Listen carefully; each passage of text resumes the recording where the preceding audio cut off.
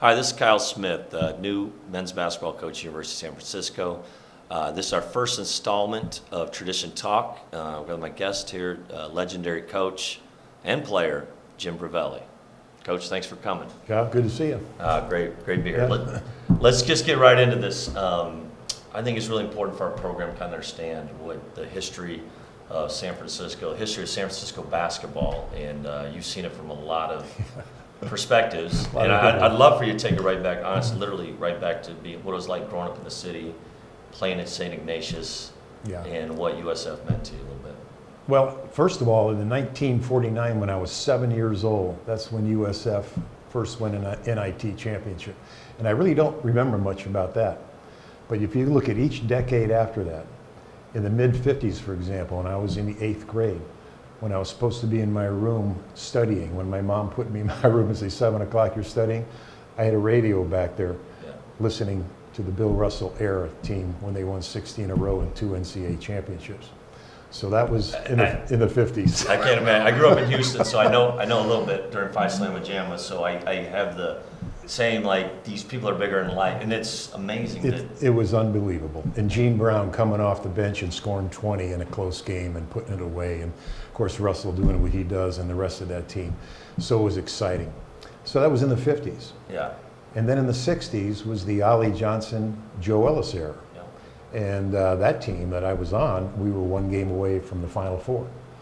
So that era was nationally ranked teams. And then you go from the 60s to the 70s, and then we go to the Bill Cartwright era. So now here you have 30 years in a row of nationally ranked teams, and Bill's teams were ranked #1 in the country until the very end. Yeah, so he had an unbelievable run. So you look at 30 years of me growing up, you know, from grammar school to SI when I played at SI, and listening to the radio, and then playing and representing the university. And I used to tell my teams when I was here, you know, it's more than just putting on, a lot of people just put on jerseys and play for other places. Yeah. When you put on a jersey at USF, you're representing not only the university, but you're representing the city. We're the only Division I school in the city of San Francisco. And then you preaching to the choir. And then, I'm selling this every day. Oh yeah, and they'll come because of that. Yeah. And then you're representing the tradition. It means a lot. Let's go talk about a little bit about playing days. Some of your teammates, or maybe some of those guys. I was very fortunate, and when I said when we were 1 game away from the Final Four, to this day, had we gotten by that 1 game, and it was UCLA where we had a 12-point, 14-point lead at halftime. They went on to the Final Four right after that game and won both games by 30. And to this day, you know, we kick ourselves because we very well could have been another national championship for USF. But we had Ollie Johnson at center. We had Erwin Muller, who played in the NBA at 1 forward at 6'9". We had Dave Lee at the other forward at about 6'8" and played in the old ABA in those years. And then Joe Ellis was a 2 guard and I was the point guard. And I mean, Eddie Thompson, and all, you know, I mean, every team, I mean, every guy. I mean, it was just, they're fantastic. Yeah. And they went on to play, but better than just them as players. Yeah. We had a camaraderie in a team. I mean, we all just connected as a team. And it was really fun to play. And to this day, you know, we're as close now as we were then. You know, I'm very lucky to have dinner with Joe. Yeah. And what a gentleman, what an impressive life story. And it's hard. He came by practice the other day, and it's just explain to our guys who this is. Like, this 8-year NBA player that grew up in Oakland, went to McClymonds. And Eddie Thomas, for example, still has the single game scoring record at McClymonds. I think he scored like 50 something. I think it's 54. In 8 minute quarters. Yeah, no. He talked about the office too. As humble as they get, but he mentioned he had 54. You got to let you know about that. So, that's great. And then, obviously, we overlap a little bit in the coaching spot. So I've kind of been following your path, shall we say. Yeah. But what drew you to coaching? When did you think? Let me ask you this. When did you? I kind of know. I would tell people when did you think you wanted to be a coach? When did you know that? Well, I did. Actually, I was a business administration major here at USF, and I didn't really know what I wanted to do. Yeah.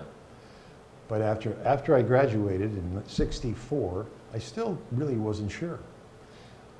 Coach Paletta gave me an opportunity And in those years, we had a freshman team Yeah. of helping out Phil Vakisevich, who was the head freshman coach and also assistant coach, to help him on the freshman team. Yeah.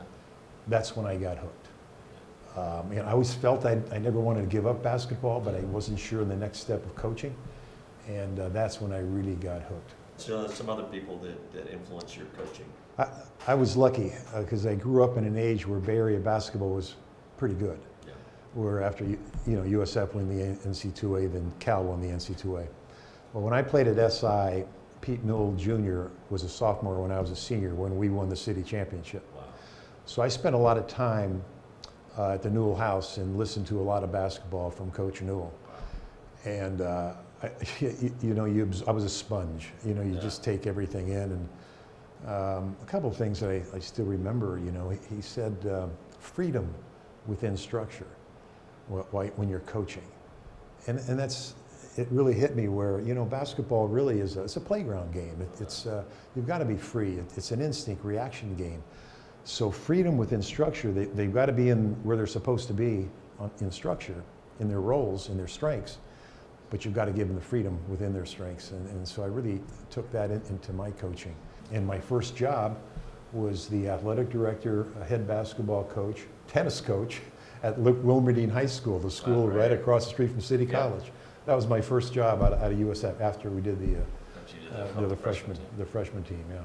Anyway, let's fast forward up to bringing back the Dons. What was that like? Or what was going through your, what did that mean to you? Tell me. It's probably the toughest job that I've ever had as an alum. What opportunity anyone could have to bring back a school of this tradition and start on the ground floor and bring it back. So that was exciting. It was very hard because we had to unify the alums, unify student body again because they were out without basketball for 3 years. So then recruit a staff, recruit the players. USF had been out of the picture, so we had to re-educate everybody. So it was not easy, but we tried to combine the youth bringing in with some JC kids, so we have some experience, and the rest were walk-ons. In the first year, I only had 6 scholarships. Oh my gosh. In the first year. The first year we won 8 games. Yeah. The second year we won 16. And then I was able to recruit in the second year. We had a couple of good kids. We had Mark McCatherine from Bishop O'Dowd High School, who eventually became a Hall of Fame player here for USF. Really a great player, and to catch him, because he was highly recruited, to get him over here was amazing. And then Rodney Tension we brought in, and got him from Grossmont Junior College in San Diego. Yeah. He had gone to Air Force Academy and then Grossmont, and then we got him there. And then we had a few other players that meshed well. And Orlando and Gerald still hold the records here at USF in steals and assists, both in the Hall of Fame. It was fun coaching those guys because they were coachable. As quick and as good as they were, and they could playmakers, but they were team guys. Yeah. And Gerald was fun to watch, exciting to watch because he was such a great athlete. And then Orlando, unassuming. When you get him in a timeout, he'd look right at you. What do you want to do? And he'd go out there and make a play. And always, when he had 2 decisions to make on a break, he'd always make the right one who could finish on the other end.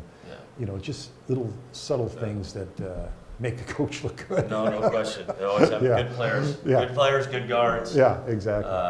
And know the difference when you realize, you take it for granted. I was assistant. We had a chance to coach like Del Vadova. Like, you start feeling like you know what you're doing. But he was pretty special. What words of advice do you have for me just kind of coming back and into the league? Well, as you well know, there's no perfect formula for coaching. Otherwise, everyone would win 25 games a year. No doubt. It just doesn't happen. But I think you got to be true to yourself, true to your beliefs, true to your system. Stick with it. Most teams are pretty equal skill-wise. Sure. So I've always tried to figure out a way, well, how do I separate myself from those guys if we're going to get to the top level? And a couple things. One is the intangible. You've got your skill guys, you've got your X and O's, but what really wins for you is an intangible. And it's the camaraderie, it's the chemistry, it's that togetherness, it's that trust in the coaches, in your staff, the players of each other, their belief in you. These little things Yeah. mean a lot. Well, you know what I think, and tell me if I'm wrong, you have a little more experience than me. I think you got to recruit that. Yes, and that's part, and it goes back to the recruiting. People think it's coaching, like you create that. Yeah. You foster it. Yeah. But if you don't recruit it, you won't have it. You won't have it. And the other thing is mental toughness. Physically you can be tough, but the mental toughness will win a lot of games, a lot of close games, to get yourself separated from some guys that just have good teams but aren't tough mentally. And I think that means a lot. They won't give in. Guys won't give in. You know it. And the good character guys find a way and they don't give in. And they want each other and they root for each other. That is so important. What I found with this group, obviously only been around 6 months, I think they're willing. Yeah. And that's great. That is, I think from a coach, like the results will happen one way or the other, but it won't, you just don't like to be yourself. I don't feel like this group, and we'll have our challenges and our adversity, Sure. but they're all eyes and ears right now. They're willing to do what it takes, even more than I expected, than any of our staff expected, and Yeah. they're really doing well. So. Oh yeah, I like what I see. I've seen you practice and how you work with them and how they work and listen to you. Yeah. It'll pay off down the I road. hope so. Each day gets better. Every game gets better. It'll be worth it for sure. Yeah. Coach Brovelli, thanks for joining us this first edition of Tradition Talk. It's my honor to be able to do this, and just hope that we can make you proud.